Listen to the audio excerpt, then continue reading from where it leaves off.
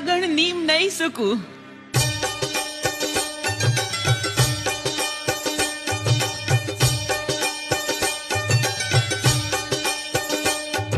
જય શ્રી કૃષ્ણ.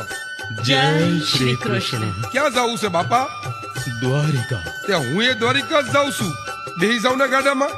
પણ દીકરા, અમારે પગપાળા જવાની નીમ છે. અરે માં, આ ઉંમરે ટેક તૂટે તો ભગવાને માથું ના લગાડે. દીકરા, આજ કઈ કેટલા વરહુથી પગપાળા જાત્રા કરી છે. હવે જાતી જિંદગીએ ગાડા વાહન હારું મન લલસાય તો ભક્તિ લજવાઈ જાય ને બેટા.